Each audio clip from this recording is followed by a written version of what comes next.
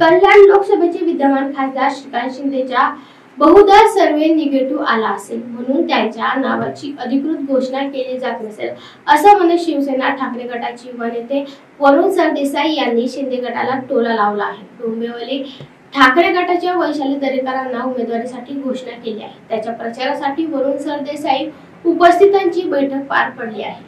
7 खासदारांचे पत्ते त्यांची तिकीटं ही भाजपने आणि आता एकनाथ शिंदे यांनी कापलेली आहेत। रश्मी वहिनी यांचं औक्षण करून यांना एबी फॉर्म दिले जायचे आणि आता 10-10 तास यांना बंगल्याच्या बाहेर वेटिंग करावं लागते। कल्याण लोकसभेत सुद्धा असंच एखादा निगेटिव्ह सर्वे वगैरे गेला असेल म्हणून कदाचित घोषणा झाली नसेल। हा सगळा शेवटी नियतीचा खेळ आहे। ज्या 13 खासदारांनी उद्धव ठाकरे साहेबांना शिवसेनेला सोडलं, ज्यांच्यामुळे आज आमची सत्ता गेली, पक्षामध्ये फूट पडली, त्या 13 पैकी जवळपास 7 खासदारांचे पत्ते त्यांची तिकीटं ही भाजपने आणि आता एकनाथ शिंदे यांनी कापलेली आहेत। त्यामुळे आता त्यांना 100% पश्चाताप होत असेल।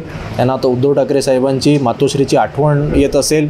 2019 असेल, 2014 असेल, मी जवळून पाहिलेलं आहे। या सगळ्या उमेदवारांना मातोश्रीवर बोलवलं जायचं, स्वतः ठाकरे कुटुंबीय उपस्थित असायचं, रश्मी वहिनी यांचं औक्षण करून यांना एबी फॉर्म दिले जायचे आणि आता 10-10 तास यांना बंगल्याच्या बाहेर वेटिंग करावं लागते आणि तरी देखील तिकीटं मिळत नाही।